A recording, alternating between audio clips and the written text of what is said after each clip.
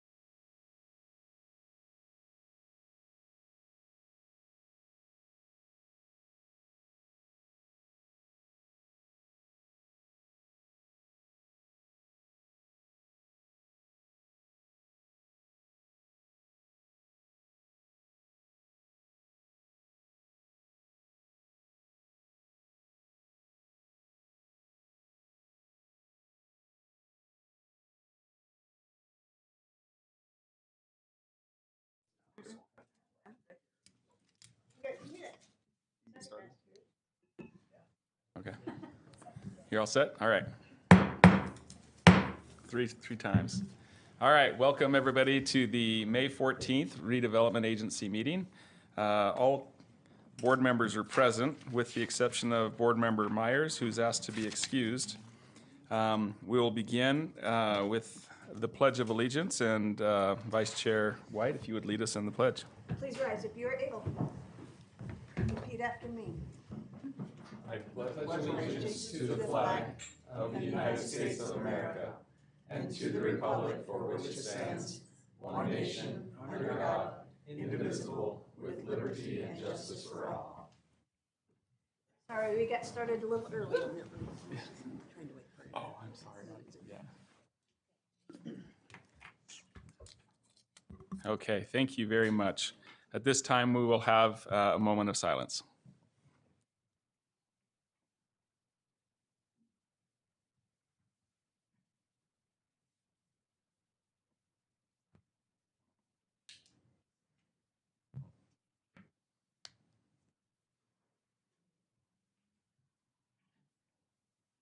Okay, thank you.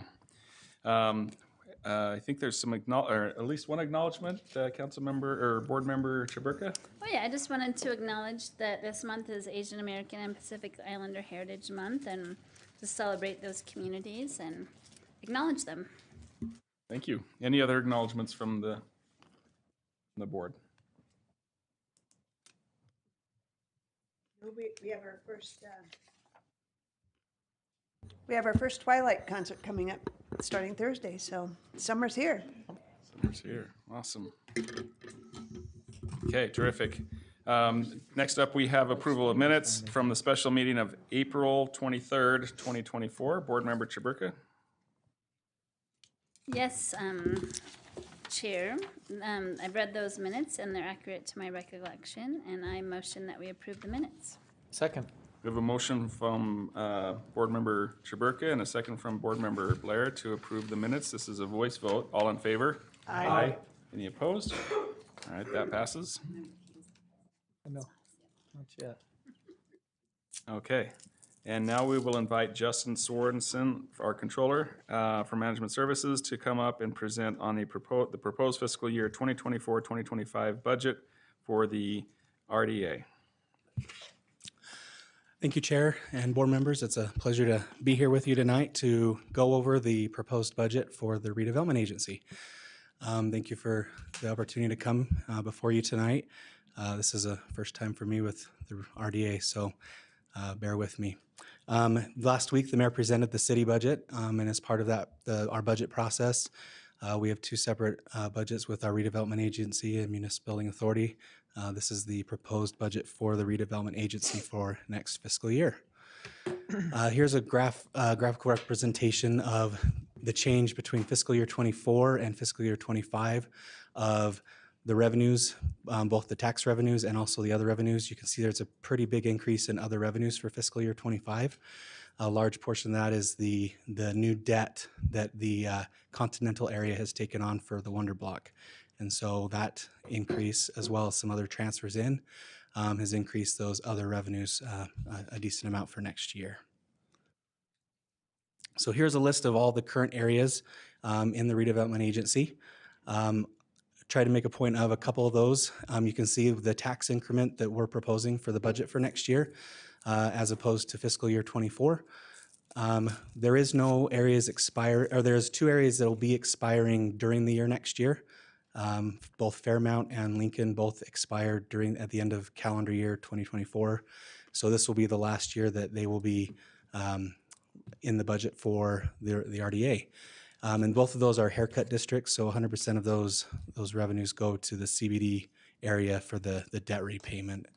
I've also indicated there in the list a couple years ago with COVID, we extended several areas. You took action to extend several of those areas by 2 years. So we've made sure we've accounted for that. And I just thought we'd indicate which of those areas were extended. So you can see that there. So the overall change in tax increment from fiscal year 24 to fiscal year 25 is an increase of about $600,000.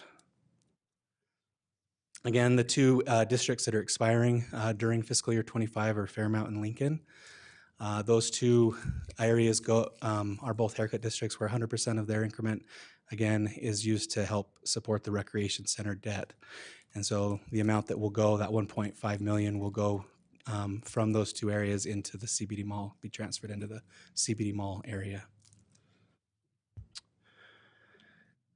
In fiscal year 25, there are quite a few items that we are proposing as contributions to the RDA through either for development or housing. Here's a list of those items. One is the Union Station land purchase. This is an agreement that would be paid over 7 years. This is the second year to put that. We're putting that debt payment in the Kiesel area. So we're recognizing that transfer in from BDO lease revenue. We also have an agreement with Weber County to repay them an amount of money from an agreement for several years ago. We placed $550,000 aside in fiscal year 24. We're putting an additional $550,000 into the Kiesel area so that we have a total of $1.1 million, which is what will be owed to the county. We also are proposing to put some additional money into the track line area for Swift for some additional remediation that needs to be done in that location. We're not sure if the cost will be that high, but that was the proposal of how much we should, the estimates to put in there for right now. We also were proposing there will be from BDO lease revenue money coming in for the CBD mall for the debt. So there's a portion that comes in from BDO that we transfer each year. And then also the Marshall White bonds that we did last year, a portion of those bonds included $2 million for the junction parking structures. And so that portion of the debt we're accounting for in the CBD area. And so we're recognizing, so the transfer out of BDO lease revenue is being split between the RDA and the city to be able to cover the debt in both the city and in the CBD area for the Marshall White and Junction bonds. We also have a couple of transfers in for the 25th Street area. One of those is we would like to, there's an interfund loan right now between 25th Street and CBD the CBD Mall area, that we would like to propose transferring funds from BDO lease revenue into 25th Street that would then be paid to begin paying that interfund loan for the CBD Mall area. We would put that money into the CBD Mall area and set it aside for now. With the two haircut districts expiring next year, the debt doesn't expire in that area until 2027, and so we're building a big enough cash balance in there so that we'll be able to cover that debt for those last couple of years. And that would be over a couple of years to repay that interfund loan between 25th Street and CBD.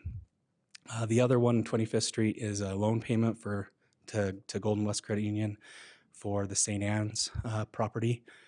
And then in the Continental area, we have the transfer in for the Wonder Block debt payment. And then in the housing fund, we have the Quality Neighborhoods, which is, this is going to be the 4th year of those funds going into Quality Neighborhoods. And the other one is the loan payment at Capitol Square. That balloon payment is due next year, and so we're proposing a transfer in to pay off that loan that's due. So the total transfers in, contributions into the RDA is just under 7.6 million. Here are the amounts related to each area and what will be transferred to housing and also to the general fund. So you can see the breakdown there. The total amount going to housing is 766,000, and to the RDA general fund is 282,000. Just for your information, so the outstanding debt currently in the RDA, this is as of June of 2023 with our financial statements. We have just under $7.5 million still remaining on the 3 bonds related to the CBD area. And then we have new bonding or new debt that came on this year related to the Wonder Block development, the 2023 RDA sales tax and tax increment bond. So those will be on our financials this year when we report those. And so we've also accounted for that debt payment next year. And then the last thing is our current loans that are still outstanding in the redevelopment agency as well. You can see where those are at. Again, the one D11's loan will be paid off in fiscal year 25 as part of the budget. So. All right, thank you. Any questions for Justin? If not, we can have a motion to accept for review and set a public hearing on this. Sorry, Justin, I just thought of something. What's the timeline on the St. Anne's property? When will that be paid off? Sorry, the St. Anne's? I believe it was 29? Can't remember for sure. We'll check and we'll get back with you. I can't remember the exact year. I know there's a balloon payment on that one, but I don't remember what it was. Yeah. Okay. Question? Chair, I will make a motion then that we accept for review proposed fiscal year 2024-2025 budget and set the public hearing for June 11th. I'll second. All right, we have a motion from Board Member Heyer to accept for review the proposed budget and set a public hearing for June 11th, 2024, and a second by Board Member Graff. This is a roll call vote. Or no, this is a voice vote, sorry. All in favor? Aye. Any opposed? All right, that passes. All right. Up next is the opportunity for the public for public comments.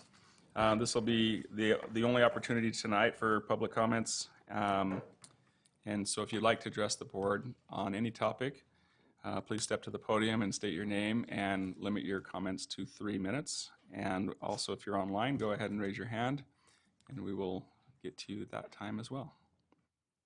And Brandon is getting it all set up here, so.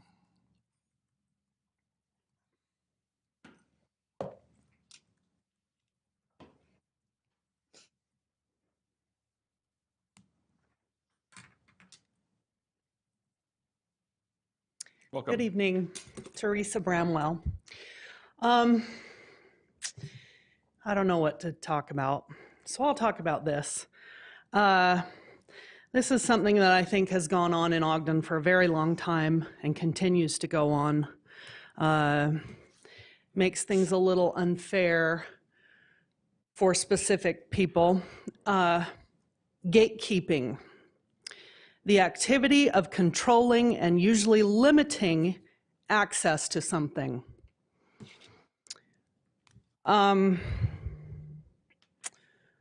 I feel like this is something that has happened to me a lot in the city of Ogden that hasn't really happened to me in any other place. I feel like I'm a woman of the world. I've lived in a lot of places. I've lived in New York and LA and Las Vegas and Tokyo and Guadalajara and lots of different countries and lots of different cities. But I was born and raised in Ogden. So if you have gatekeeping that is going on, that means that certain people have access to information and other people don't. So in order for there to be gatekeeping, there has to be a gatekeeper. So part of the reason that I've been coming to these meetings for years now is to figure out who the gatekeeper is. And I think there's a few, but I know who one of them definitely is. And the first time I had an interaction with the gatekeeper was when I was calling the police about 3 times a week for the crime that was happening at my property. And most of the police are really good police in Ogden. I really like the police, and I've had a lot of good interactions with them. But one of them is not a good police person. And so that day that I called the police, the one not good police officer was the one who came. And this police officer had a new recruit to the police force in his car with him. And I thought that was odd because this person looked pretty old for a new recruit. But he was introduced as being a new recruit to the police force, so I was like, okay, well, welcome to Ogden. That was before my house had a fire. The second time I had an interaction with the gatekeeper was when my house was on fire. And that day, when I was notified by the fire department that my house was on fire, I showed up to my house, and now the gatekeeper is a member of the fire department, which I thought was odd because he was in the police force the last time I saw him. Thank you for your Next time. Thank To be you. continued. Okay. Any other comments?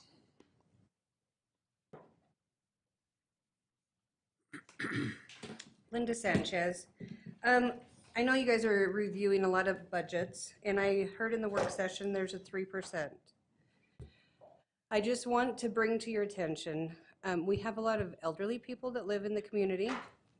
They do not even get a 1% annual raise, and this could be very detrimental to them, putting them at risk for maybe either deciding, do I buy food, do I pay for my taxes, or do I buy my medicine? So please, when we're reviewing these things, please keep that in mind. Also, for myself, 3%, I have not got a 3% raise annually. So that might not just also, I get a raise, but not necessarily 3% every single year. This may create, if we do 3% every year, this may create a gap that you're not wanting to create. So just keep in mind, please, when you're reviewing those. The other concern that I have is all the budget ledgers that I've seen, there's not, shall I say, the OSIS or SHIT fund or the emergency fund. Some people call it one, some people call it another. I just hope we have something, because guess what? It's inevitable that if we don't prepare for it, it'll happen. So please just keep in mind, we need something as a buffer. We do need, I did hear you guys say there was a couple of buffers in a couple of places, but as you see, a lot of different things that are happening in this world, we need to create a few buffers. It's easier if we have it to revamp situations than have to come up with it because we might not have stoves to have bake sales. So, thank you. Thank you, Linda. Anybody else?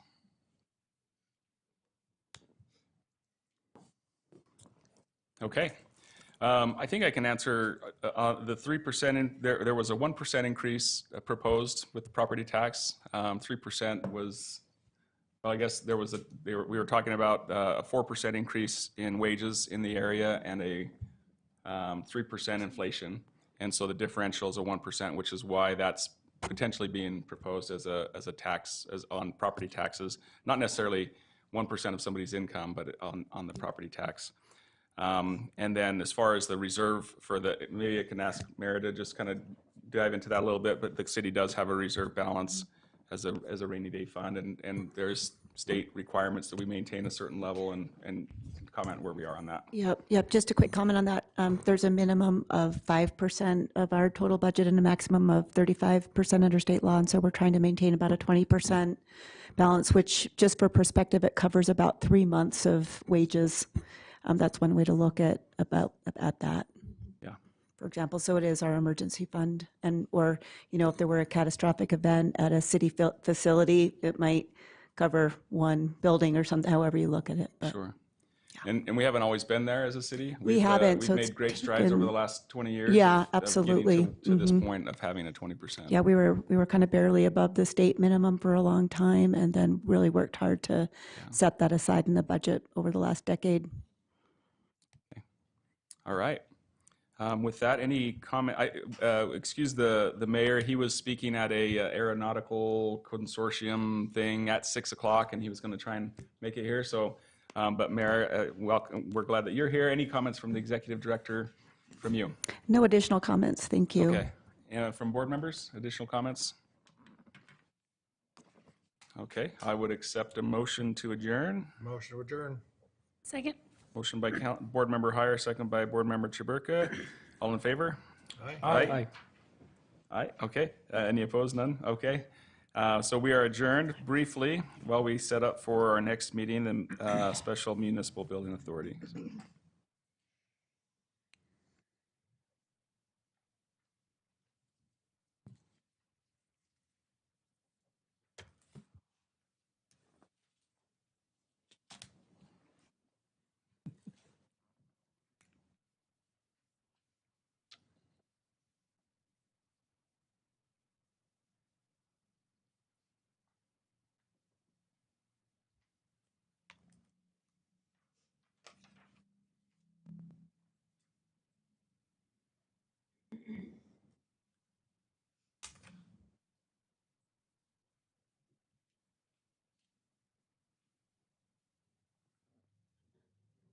Oh.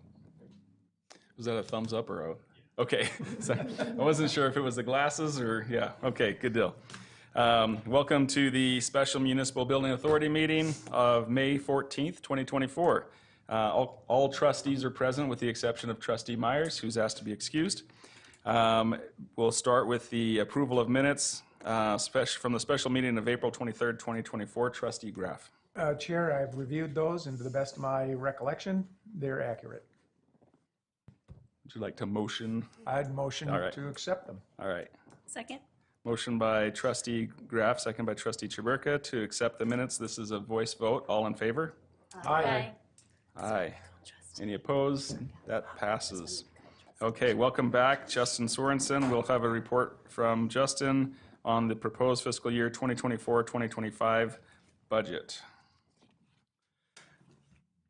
Thank you, Chair. Thank you, trustees, to be able to be here tonight and present to you the proposed tentative budget for the Municipal Building Authority for fiscal year 2024 to 2025.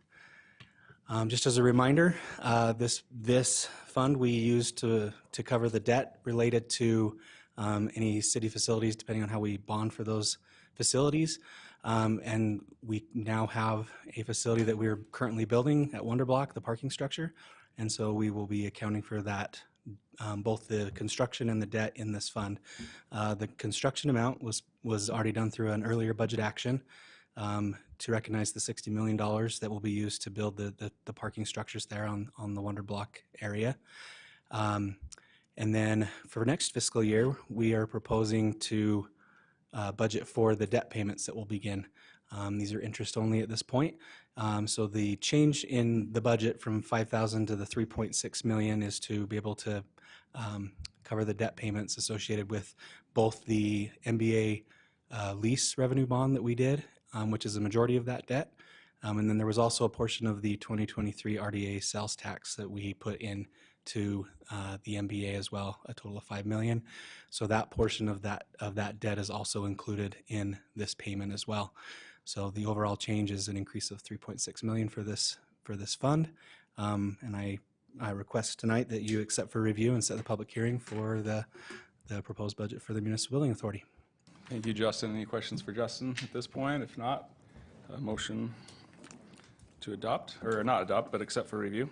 Chair, I make a motion that we accept for review the Municipal Building Authority fiscal year 2024-2025 proposed budget and set a public hearing for June 11th. Second. All right. We have a motion by Trustee Heyer and a second by Trustee Blair to accept for review the budget and set a public hearing for June 11th, 2024. This is a voice vote. All in favor? Aye. Any opposed? Okay, that passes. All right. Comments from the president? Mayor, would you like to, anything at this point? No comments right now, thank you. Okay. And from the trustees? And then I just have one comment, and from last meeting, sorry, Linda, I didn't address the issue of potential relief programs for seniors or others who may be struggling. And I just asked Janine if you can just kind of highlight some of those that are available to the community. Yeah, the county who collects property taxes actually have programs that are available for low-income people. There is a process, some paperwork they have to fill out, but I believe that's with the county assessors that you fill out that documents, and that's all. So if there's some other qualifications too, if you're blind or disabled veteran, active duty military. So if there's some concerns, people can always reach out there. Thank you. Thank you, Janine. Go ahead. Are you done? I'm done. Well, I'm not done, but I'm done for now. No, I just saw Carrie Wayne walk in, and we don't have public comment in this meeting. Thank you. But I do want to say that I have forwarded your email to administration, and if you want maybe quickly to talk to Mara after this meeting, yeah. So I have followed through on that, and just want you to know that we're not taking public comment in this. Okay. All right. Okay, thank you. At this point, a motion to adjourn the NBA. So moved. Second. Motion by Trustee Chair Burka, second by Trustee Heyer. This is a voice to adjourn, voice vote. All in favor? Aye. Okay, we are adjourned, and we will go back into work session to complete the items under our work session agenda. So if you're online, just stay online and stand by. We'll be transferring over to the other room.